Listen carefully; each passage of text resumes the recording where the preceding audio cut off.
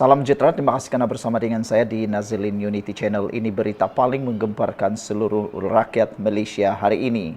Daim Zainuddin disahkan meninggal dunia sebentar tadi.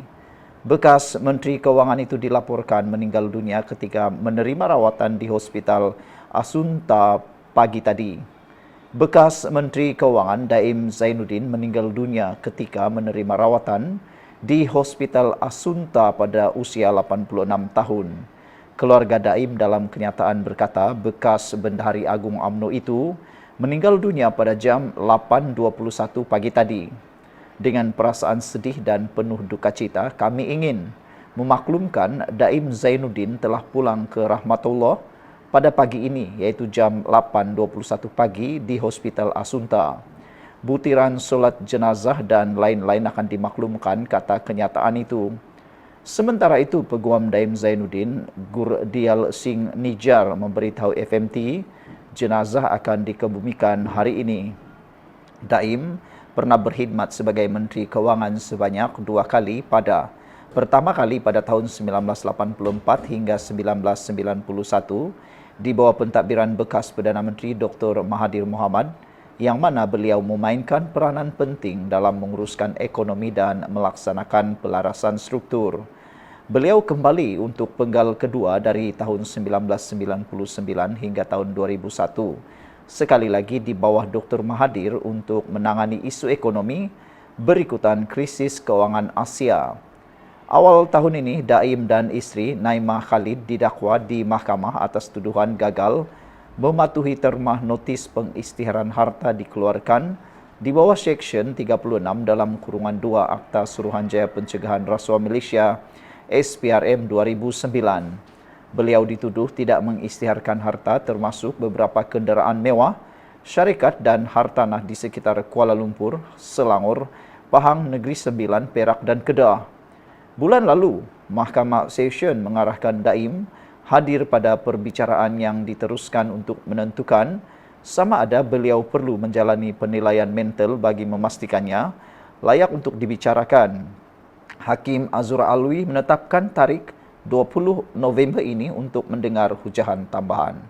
Sekian dulu untuk kali ini. Jangan lupa tinggalkan komen anda. Salam sejahtera. Terima kasih kerana bersama dengan saya di Nazilin Unity Channel. Ramai yang bersetuju tindakan Anwar Ibrahim tidak melindungi pemberi rasuah. Telah pun disahkan bahawa pemberi maklumat ataupun orang yang ada maklumat tentang kes adun mendapat rasuah, 8 adun mendapat rasuah, dan seorang ketua sebuah negeri, ketua tertinggi ataupun pemimpin tertinggi sebuah negeri mendapat rasuah, telah disahkan bahawa pemberi maklumat itu mengaku telah pun memberi rasuah. Pengakuan itu dibuat oleh beliau ketika satu surat yang telah dihantar kepada Kebawah Yang Maha Mulia yang di-Pertuan Agong. Pemberi maklumat itu mengaku beliau terdesak dan beliau telah pun bersumpah mengatakan beliau tiada pilihan dan dalam keadaan tertekan dan terpaksa memberi rasuah kepada 8 orang YB tersebut, di mana Ketua Pegawai Eksekutif CEO GLC tersebut telah mengesahkan kepada Patik bahawa lesen-lesen hanya akan dikeluarkan sekiranya terdapat YB di belakangnya. Dan bagi syarikat yang tiada YB di belakangnya, walaupun mendapat scoring yang paling tinggi, tidak akan dipertimbangkan untuk memperoleh lesen tersebut. Pemberi maklumat itu juga memaklumkan terdapat video bekas Ketua Pegawai Eksekutif Sabah Mineral Management Sdn Berhad John T. Inggihon menuduh Ketua Menteri Haji Jinor menyalahgunakan kuasa. Dengan pengakuan bersumpah ini, kata beliau, kata pemberi maklumat itu, dia bersumpah mengatakan beliau tiada pilihan dan terpaksa memberi rasuah kepada 8 orang YB tersebut. Perkara ini telah menjadi satu asas dasar yang kukuh kepada Datuk Seri Anwar Ibrahim untuk menolak memberi perlindungan kepada pemberi rasuah itu. Sepatutnya kita sebagai rakyat Malaysia juga menyokong tindakan Datuk Seri Anwar Ibrahim untuk tidak memberi perlindungan kepada pemberi rasuah tersebut. Kerana secara terang-terangnya, secara bersumpahnya, pemberi rasuah itu telah pun mengaku memberi rasuah.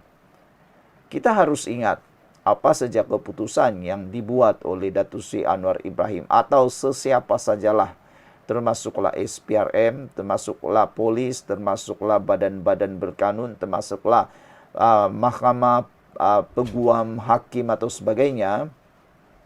Keputusan yang dibuat itu boleh dijadikan duluan atau boleh dijadikan rujukan kepada kes-kes yang akan datang. Mudah cerita, mudah kata beginilah. Kalaulah Anwar Ibrahim itu, dia memberikan perlindungan kepada si pemberi rasuah itu, apa yang akan jadi pada hari akan datang, esok, lusa, ataupun minggu depan, tahun depan. Kalau tiba-tiba ada lagi kes yang berlaku yang mana si pemberi rasuah ini, kalau dia dapat sesuatu yang memberikan keuntungan kepadanya, dia diam-diam aja. Tapi kalau dia tak berjaya dapat sesuatu projek, selepas berjaya memberi rasuah, dia akan ugut lagi pula. Bukankah itu lebih teruk daripada memberi rasuah? Bukankah itu lebih teruk daripada aktiviti rasuah? Kerana dengan hanya berpandukan kepada pemberian rasuah, tak kiralah kecil ke besarkah, yang penting rasuah, dia sudah boleh ugut sesiapa untuk mendapatkan satu projek atau sesuatu kepentingan. Sepatutnya yang berlaku ialah si pemberi maklumat ini melaporkan kes itu tanpa perlu memberi rasuah. Sepatutnya dia tahu perbuatan rasuah itu adalah melanggar undang-undang. Dia perlu melaporkannya pada peringkat awal lagi. Bukannya selepas sudah memberikan rasuah dan tak dapat apa yang dia dapat, akhirnya buat laporan pula. Siapa suruhlah dia membuat perbuatan rasuah itu?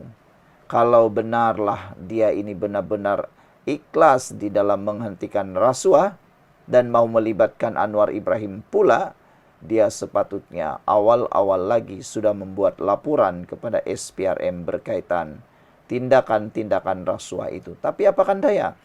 Beliau telah memerangkap diri sendiri, beliau telah menyediakan tali di leher sendiri, sehingga beliau mengaku telah memberikan rasuah. Jadi terang-terangan beliau boleh didakwa. Sebab memberi rasuah dengan menerima rasuah sama saja kesalahannya, yaitu sama-sama melibatkan rasuah, perbuatan rasuah. Jadi ramai orang yang tak setuju sebenarnya dengan tindakan Anwar Ibrahim ini. Kerana apa? Mereka hanya mahu tahu apa aktiviti rasuah itu dan siapa pemberi rasuah itu. Kalaulah si pemberi rasuah ini dibebaskan, tidak disiasat, tidak didakwa, makanya sampai satu saat nanti, semua pemberi rasuah tidak akan kena tangkap. Semua pemberi rasuah tidak akan kena dakwa. Sebab sudah ada duluan. Sudah ada kes yang mendahului. Rujukan. Rujukan yang akan datang, setiap pemberi rasuah akan jadi imun, atau akan jadi terlindung, atau akan jadi akan jadi kebal. Tidak boleh didakwa lagi, tidak boleh lagi dibuat apa-apa kerana sudah ada orang yang berjaya mendapat perlindungan, khususnya kepada pemberi rasuah itu. Jadi, tindakan yang tak setuju dengan tindakan Anwar Ibrahim itu adalah sebenarnya tidak berfikir secara jangka panjang. Kalau fikir jangka panjang, tindakan Anwar Ibrahim tidak memberikan perlindungan itu sangatlah tepat. Kerana pada masa akan datang, kita akan lebih mudah untuk mendakwa pemberi rasuah dan penerima rasuah. Macam yang kita kata tadilah, Apabila seseorang itu menyogok untuk mendapatkan sesuatu proyek, dia dapat, dia diam. Tapi selepas dia sogok, tak dapat, dia bising. Tak boleh pula didakwa kalau dapat perlindungan. Itu adalah masalah besar kepada operasi memerangi rasuah dalam negara kita ini. Ada beberapa komen daripada netizen berkait isu ini yang panas. Apa pula komen Anda semua? Apakah Anda juga setuju bahwa tiada perlindungan untuk pemberi rasuah, atau Anda lebih suka supaya pemberi rasuah itu diberikan perlindungan? Sekian dulu untuk kali ini. Jangan lupa tinggalkan komen Anda.